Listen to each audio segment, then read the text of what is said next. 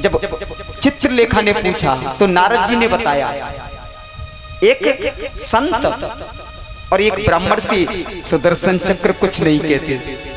तो ये योगिनी का वेश बना करके गई चित्रलेखा मायावी थी, आकाश मार्ग से गई। और मेरे भाई बहन आकाश मार्ग से गई है और पहुंची जहां पर अनिरुद्ध का कक्ष था। पलंग सहित अनिरुद्ध को उठाया और वहां से ला करके उषा के कक्ष में लाकर रख दिया। उषा अनिरुद्ध जी के उषा के कक्ष में अनिरुद्ध जी आ गए। अनिरुद्ध जी सोए थे द्वारिका में, जागे तो सोनितपुर में। पूछा भाई देवी कौन है तू, मैं यहाँ कैसे आया? तब उषा ने सब कुछ बता दिया और गंधर्व विवाह कर लिया दोनों ने। एक दिन एक द्वारपाल दरवाजे पे खड़ा था, अनिरुद्ध जी अंदर ही अंदर रहते हैं। दोनों में बात चल रही थी और बात में अनिरुद्ध जी को हंसी आ गई। हंसी आई तो द्वारपाल ने सुन लिया, जाकर के बाणासुर से शिकायत की, महाराज कन्यायाः कुल दूषणम, मुझे लगता है आपकी कन्या ने आपके कुल को अपवित्र कर दिया, दूषित कर दिया। क्रोध में भरा बाणासुर आया, दरवाजा खुलवाया। जैसे ही अंदर देखा अनिरुद्ध जी पड़े हुए हैं, यहाँ पर अनिरुद्ध जी को पकड़ करके और बांध दिया है, बांध के डाल दिया। 4 महीना बीत गए, अनिरुद्ध जी का कोई अता पता नहीं। तब नारद जी ने बताया कि आपके बेटा सोनितपुर में है और जो बाणासुर है उसके यहाँ पर कैद खाने में पड़े हुए हैं आपके पौत्र। तब भगवान ने 6 अक्षौणी सेना सजाई और जैसे ही सेना सजा के भगवान चलने लगे, उसके महल पे जो ध्वजा लगी थी वो ध्वजा झुक गई। जैसे ये ध्वजा झुकी, भगवान भोलेनाथ के पास पहुंचा, गुरुजी बचाइए, ध्वजा झुक गई। भोले बाबा ने कहा तू चिंता मत कर, तू जा, तू तो मेरा शिष्य है, तू जा महल में आराम कर, हम खड़े हैं दरवाजे पे। देखे कौन आता है। भोले बाबा अपना त्रिशूल लेकर के मैन दरवाजे पर खड़े हो गए, मुख्य दरवाजे पर। यहाँ भगवान कृष्ण आए अपनी सेना सहित, भोले बाबा को खड़ा देखा, भोले बाबा को प्रणाम किया। भोले बाबा को प्रणाम किया, पूछा प्रभु आप कैसे खड़े हैं यहाँ पर? भोले बाबा ने पूछा प्रभु आप कैसे पधारे यहाँ पर? भोले बाबा से भगवान कृष्ण कहते हैं ये जो बाणासुर है ना, इसने मेरे पौत्र को बंदी बना के रखा है, इसे दंड देने आया है, आप कैसे खड़े हो? भोले बाबा बोले जिसे तुम दंड देने आए हो उसकी सुरक्षा में हम खड़े हैं। लो कर लो बात, ये दंड देने आए हैं, उसकी सुरक्षा में हम खड़े। अब तो दोनों में युद्ध होने लगा। बोले हम बिना दंड दिए नहीं मानेंगे, बोले हमारा चेला है, हम उसके साथ धोखा नहीं करेंगे। तो दोनों भिड़ गए। यहाँ पर युद्ध हुआ। भगवान शंकर जी ने अपना अमोघ अस्त्र पाशपात अस्त्र निकाल लिया, भगवान कृष्ण ने अपना नारायणास्त्र निकाल लिया। जब ऐसा हुआ तो सब संत खड़े हो गए, अरे महाराज अभी से आप प्रलय काल इस पृथ्वी पर आप जैसी महान विभूतियां युद्ध करेंगी तो पृथ्वी पर प्रलय काल आ जाएगा। तब दोनों शांत हुए। जब शांत हुए तो भगवान कृष्ण ने क्या किया, एक जमड़ास्त्र छोड़ दिया। जमड़ास्त्र का प्रभाव क्या था, भोले बाबा को जवाई आने लगी। अब जब जवाई आती तो चुटकी बजाते, अब भोले बाबा जवाई आए चुटकी बजाए, भोले बाबा को जवाई आए चुटकी बजाए। तब तक भगवान कृष्ण सोनितपुर की राजधानी के अंदर घुस गए, उसके महल में। या बाणासुर से युद्ध होने लगा। एक बार के लिए तो भगवान ने उसका रथ, उसके अस्त्र शस्त्र सब काट दिए। तब तक उसकी एक माता थी, धर्म की माता, जिसका नाम था कोटरा देवी। वो भगवान के सामने नग्न होकर के आकर खड़ी हो गई। भगवान ने मुंह फेरा और उसी समय ये बाणासुर अपने महल के अंदर प्रवेश कर गया। नया इसने रथ पे सवार होके नए धनुष बाण लेकर के फिर भगवान से युद्ध करना प्रारंभ कर दिया। मेरे गोविंद ने इसके सब अस्त्र शस्त्र काट दिए, सुदर्शन चक्र लिया, इसकी भुजाओं को काटने लगे। जब इसकी भुजाएं काट रहे थे, केवल 4 भुजा बची थी, उसी समय भोले बाबा आए, प्रभु ये मेरा भक्त है, मैं इसे अभय दान दे चुका हूँ, ये कभी, इसलिए आप इसे मारिए मत। बोले मार कहाँ रहे हैं, 4 भुजाएं छोड़ तो दी हैं, मार थोड़ी रहे हैं। तब भगवान ने इसे अभय दान दिया। यहाँ पर देखिए भोले बाबा ने माहेश्वर ज्वर भी छोड़ा था। माहेश्वर ज्वर भगवान कृष्ण ने वैष्णव ज्वर छोड़ा था। माहेश्वर ज्वर क्या है, जो 3 दिन का बुखार आता है वो। वैष्णव ज्वर क्या है, मलेरिया। दोनों में आपस में युद्ध हुआ और वैष्णव ज्वर ने माहेश्वर ज्वर को हरा दिया। मेरे भाई बहन, भागवत जी में माहेश्वर ज्वर ने भगवान कृष्ण की 4 श्लोकों में स्तुति की है। नमामि त्वांत शक्तिम परेशम सर्वात्मानं केवलम ज्ञाप्ति मात्रम विशोत्पत्ति स्थान सरोन्द हेतुम यतद् ब्रह्म ब्रह्मलिंग प्रशांतम। यानी 4 श्लोकों में स्तुति की, जो इन 4 मंत्रों को भागवत जी के 10वें अध्याय के स्कंद के 63वें अध्याय के 25 से 28 श्लोक तक, इन 4 श्लोकों को पढ़ करके एक लोटा जल लेकर के उस लोटे में मंत्रचार बोल करके किसी अगर जैसे बुखार आ रहा हो उसे पिला दीजिए तो उसका बुखार उतर जाता है। लेकिन जैसे जैसे खान पान बदलता गया वैसे वैसे हमारे बुखार भी बदलते गए। पहले तो 2 ही थे, एक तरह जो 3 दिन का होता था और एक मलेरिया। अब तो भगवान ही जाने कौन कौन से बुखार आ गए। जैसे जैसे हमारी क्वालिटी बदली है वैसे बीमारी की क्वालिटी भी बदलती चली गई है।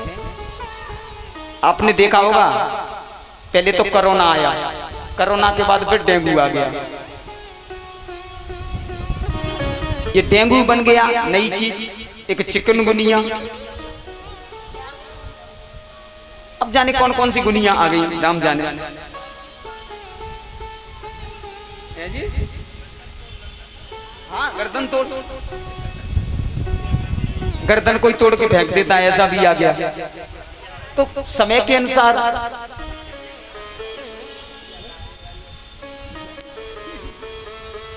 अरे अब वो एक अंधविश्वास भी चले थे हैं? एक अंधविश्वास आया था कि कोई चोटी काट ले गया, कोई चाकी वो चाकी बताते हैं वो उसमें एक नया जाने कौन सा सिस्टम चला। ये अंधविश्वास थे।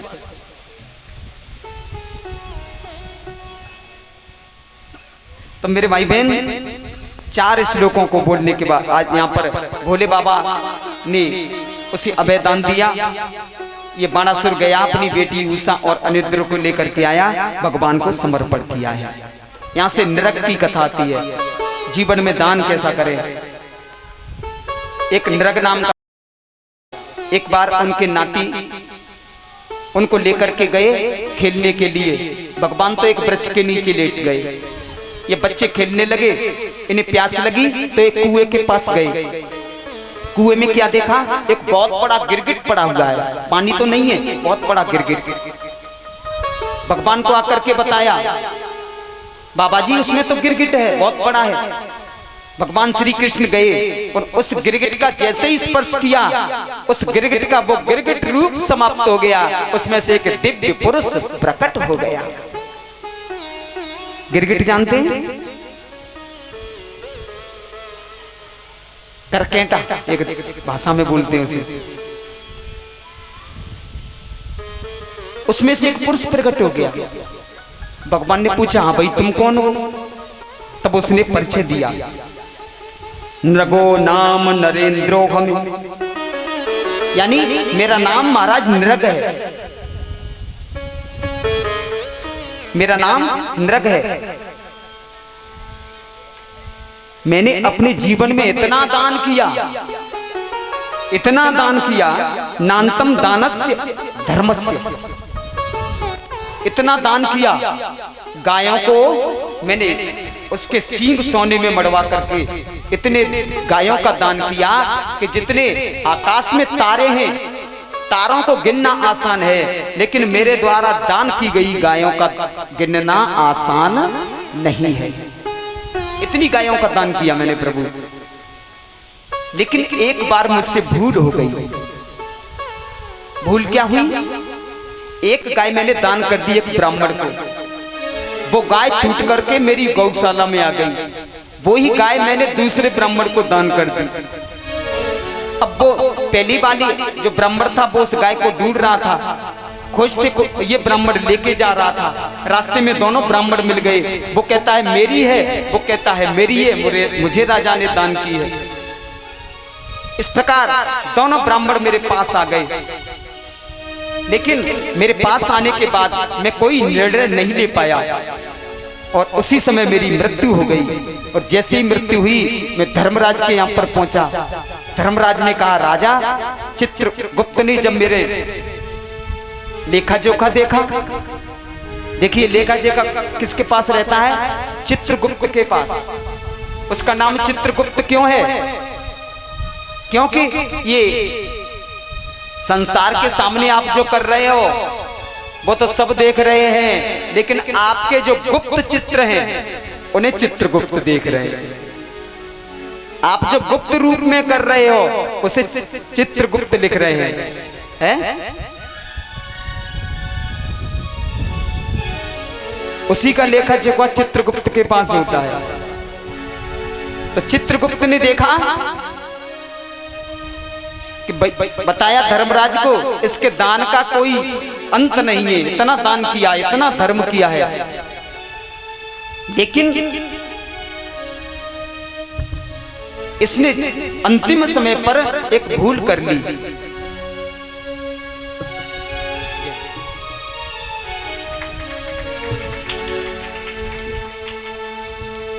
इसने एक भूल की। क्या भूल की? कि इसने एक गाय दो ब्राह्मणों को दान कर दी।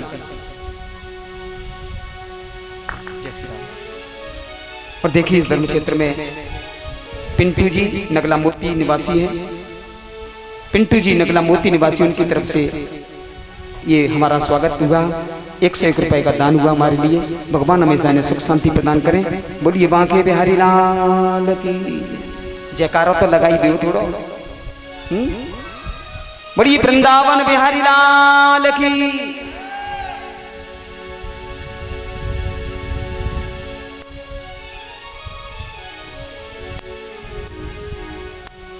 इसने अंतिम समय पर एक भूल कर ली और उस भूल के परिणाम है कि देखिए इसका पाप बहुत कम है, पुण्य बहुत ज्यादा है। तो पहले आप पाप भोगेंगे या पुण्य भोगेंगे? बोले महाराज पाप कम है इसलिए हम पहले पाप ही भोगेंगे। तो महाराज में गिरगिट बन गया। अब गिरगिट क्या खाता है? गिरगिट क्या खाता है? कीड़े मकोड़े छोटे छोटे। पाप और बढ़ता चला गया। लेकिन जब पुण्य उदय हुआ, पाप समाप्त हुआ, तो आज प्रभु आपका मुझे दर्शन प्राप्त हुआ और आपका दर्शन प्राप्त करने के बाद आज मुझे अपना लोक प्राप्त हो गया। आज इस प्रकार वो राजा नृग, एक बात ध्यान रखना मेरे भाई बहन, माता बहने, भाई बंधु, ध्यान रखना सबसे विशेष बात, कभी भी किसी संत का धन नहीं खाना चाहिए। संत का धन, ब्राह्मण को संकल्प किया हुआ धन, चंदे के नाम पर क्या मंदिर बनवा रहे हैं, यज्ञ करा रहे हैं या भागवत करा रहे हैं, ऐसे धन को कभी अपने प्रयोग में नहीं लेना चाहिए। किस किस के धन को? एक संत का धन, एक ब्राह्मण को संकल्प किया हुआ धन, तीसरा किसी समाज के द्वारा चंदे के रूप में इकट्ठा किया हुआ धन। अगर आप उसे खाओगे न तो आप सुखी रहोगे और न आपकी आगे आने वाली पीढ़ी सुखी रहेगी। इसलिए जीवन में कभी ऐसा धन प्रयोग नहीं करना चाहिए मेरे भाई बहन। ये विशेष बात ध्यान देने की है।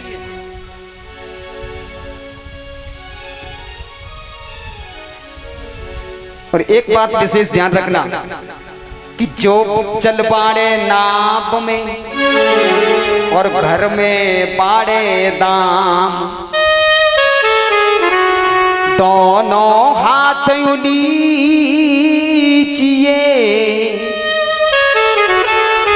यही सयानों का।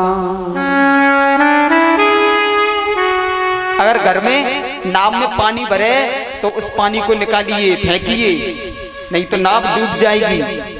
ऐसे ही अगर घर में पैसा बढ़ता है तो दान कीजिए। क्यों? क्योंकि आप जिस चीज का ध्यान करेंगे वो चीज आपके जीवन में और बढ़ती रहेगी। ध्यान रखना, ज्ञान का ध्यान करोगे तो ज्ञान बढ़ेगा, भक्ति का दान करोगे तो भक्ति बढ़ेगी, प्रेम का दान करोगे तो प्रेम बढ़ेगा, पैसे का दान करोगे तो पैसा बढ़ेगा। जिस चीज का दान करोगे वही बढ़ेगा। और मेरे भाई बहन एक बात विशेष ध्यान रखना, गाली का दान करोगे तो गाली बढ़ेगी। भाई जिसका दान करोगे वही तो बढ़ेगी। एक संत हुए थे, उन्होंने लिखा था, गाली आई एक थे पलटे भई अनेक। पलटू दास जी महाराज कहते हैं, गाली आई एक थे पलटे भई अनेक, और जो पलटू पलटे नहीं तो रहे एक की एक। जीवन में अगर पलटोगे नहीं तो एक ही रहेगी साहब।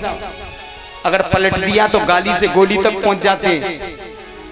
और जो गाली के रूप में जो शब्द निकलते हैं वो बोली नहीं होती मेरे भाई बहन, वो गोली होती है। तो जीवन में दान करना चाहिए जितना हो सके। एक बात बताएं, विशेष बात ध्यान रखना, धन की तीन ही गति है, खाया पिया अंग लगेगा, खाया पिया अंग लगेगा, और दान किया वो संग लगेगा। जीवन में जो दान किया है, पुण्य किया है, वही आपके साथ जाएगा। खाया पिया अंग लगेगा, दान किया वो संग लगेगा, और बाकी का आपने जो कुछ भी किया है बाकी सब में जंग लगेगा। जय हो, जय श्री राधे, जय हो। आओ, बाकी में तो सब में जंग ही लगना है मेरे भाई बहन। और ऐसा दान मत करियो, जय श्री राधे। कैसा दान नहीं करें? आ जाओ, आ जाओ, जय श्री राधे।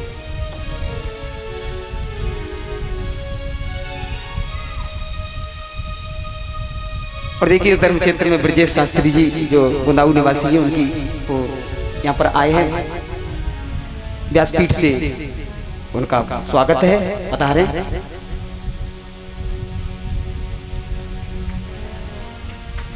एक विशेष ध्यान दें, जीवन में ऐसा दान मत करियो। कैसो? एक दानचंद्र थे, दानचंद्र नाम कब रखा? बहुत बड़े लोभी थे। जीवन में उसने कभी दान नहीं किया, 1 रुपया भी। अब एक दिन उसकी पत्नी ने कहा कि आज बड़ा सुंदर पर्व पड़ा है, आप जाइए और गंगा जी पर जाकर के गंगा स्नान करके आ जाइए। तो ये दानचंद्र गंगा स्नान करने के लिए गए। 12 किलोमीटर गंगा जी थी, सो पैदल ही चल के गए। तो जो मेन घाट था स्नान करने का, वहां पर इन्होंने स्नान नहीं किया। इसने क्या सोचा कि यहाँ पर पंडा पुजारी मिल जाएंगे, कुछ देना पड़ेगा, तो इसने मुर्दा घाट चुना। इसने सोचा कि आज मुर्दा घाट पे कोई नहीं मिलेगा, तो ये मुर्दा घाट पे गया। भगवान ने कहा अच्छा देखो कितना कंजूस है। भगवान ने कहा आज इसको ही देखेंगे। जैसे ही इसने डुबकी लगाई, सही भगवान पंडा बन के आ गए। जैसे ये बाहर निकला, भगवान ने कहा यजमान की जय हो। इस दानचंद्र ने कहा मुर्दा घाट भी नहीं छोड़ा, यहां भी चले आए। बोले कि देख हम संतोषी ब्राह्मण हैं, और यहाँ पर तो कोई एक दो तुम जैसा यजमान आता है और साल 2 साल का इंतजाम करके चला जाता है, हम तो यहीं पड़े रहते हैं। ये दानचंद्र बोला कि देखो भैया हमारे पास तो 1 दिन का भी इंतजाम नहीं है। तो कुछ तो देना पड़ेगा। बोले मेरे पास तो कुछ भी नहीं है। भगवान बोले तो उधार ही दे दे, उधार ही दान कर दे, तू संकल्प कर दे बस उधार का ही। तो कि चलो एक धेला उधार में दान करता हूं। एक धेला उधार इसने दान कर दिया। 12 किलोमीटर फिर पैदल चल के गया। अब हारा थका 12 किलोमीटर चल के गया, 12 किलोमीटर फिर चल के आया। सोने जा रहा था भोजन पानी करके, तब तक भगवान दरवाजे पर पहुंच गए। यजमान की जय हो। पत्नी बाहर निकल के आई। पत्नी ने देखा और अंदर जाके कहा किसी पंडा से एक धेला की बोल के आयो संकल्प करके। वो पंडा जी बाहर दरवाजे पे खड़े, वो अपना धेला लेने आए हैं। इसने कहा कि तुम ऐसा कह दो कि वो दानचंद्र तो बीमार हो गए। पत्नी ने बाहर आके कहा कि महाराज आपके जो यजमान हैं वो तो बीमार पड़ गए हैं। भगवान ने कहा पंडा के रूप में, भगवान बोले अब हमारा यजमान बीमार पड़ गया, अब तो जब तक वो स्वस्थ नहीं हो जाएगा तब तक यहीं पर हमारा तो आसन लगा रहेगा, यहीं पर हमारे लिए खाने के लिए लाओ, सब कुछ यहीं पे लाओ।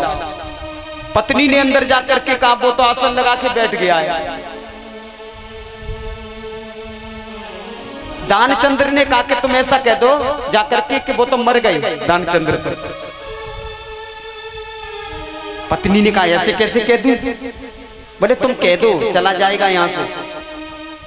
पत्नी ने बाहर जाके रोते हुए कहा आपके यजमान तो इस दुनिया से चले गए। भगवान बोले यजमान चला गया और हम यहां से चले जाएं, अब तो जाने का प्रश्न ही नहीं उठता है। जब तक यजमान का संस्कार नहीं होगा तब तक हम जाने वाले नहीं हैं। मेरे भाई बहन वो तो आसन लगा और देखो तुम्हारे पति खत्म हुए हैं, तुम्हारे पति संसार को छोड़ के चले गए, तुम कष्ट मत करो, मैं पूरे गांव में बोल देता हूँ। पूरे गांव में बोल दिया जाके कि दानचंद्र तुम मर गए, दानचंद्र तुम मर गए। लोगों की भीड़ इकट्ठी होकर के आ गई। सांस बंद करके पड़ा हुआ है। भगवान कह रहे हैं देख लो कितना कंजूस है, एक धेला के लिए सांस बंद करके पड़ा हुआ है। मेरे भाई बहन उसी समय क्या हुआ, इसको जो डोली बनती है ना अर्थी पर कस लिया। कसने के बाद इसको लोग लेके जाने लगे, लेकिन ये सांस बंद करके पड़ा हुआ है। चिता पर रख दिया। भगवान ने कहा देखो जलने के लिए मरने के लिए जा रहा है, लेकिन एक धेला नहीं दे सकता। और उसी समय भगवान ने कान में कहा, भगवान ने कान में जाकर के कहा कि आया हूं बैकुंठ से, तुम संग नाता जोड़े। जो कहा कि आया हूं बैकुंठ से तुम संग नाता जोड़े, इसने समझा भगवान आ गए। और जैसे ही आंखें खोल के देखा सो वही पंडा से फिर आंखें बंद कर दी। वही पंडा खड़ा देखा सही फिर आंखें बंद कर दी। भगवान ने कहा भैया सारी दुनिया हमसे हार गई है, लेकिन हम तुझसे हार गए। अब तू एक काम कर, आया हूं बैकुंठ से तुम संग नाता जोड़े और मांग ले वरदान कछु। तुझे वरदान देने आए हैं, कुछ मांग ले। तो इसने आंखें खोल करके कहा कि अगर वरदान कुछ देना चाहते हो तो एक ही वरदान दे दो, जो तुम धेला मांग रहे हो वो धेला मांगना छोड़ दो, यही वरदान दे दो हमें। तो भैया ऐसा दान मत करिए। तो एक धेला के चक्कर में उसने देखो कितना बड़ा नाटक किया। तो यहाँ नरक की कथा आती है। महाराज नरक का इतना बड़ा दान था, नान्तम दानस्य धर्मस्य। और आज उस गिरगिट बने हुए जो महाराज नरक थे, अपने भगवान के स्पर्श से अपने लोक को चले गए। बोलिए वृंदावन बिहारी लाल की। मेरे भाई बहन राजा था,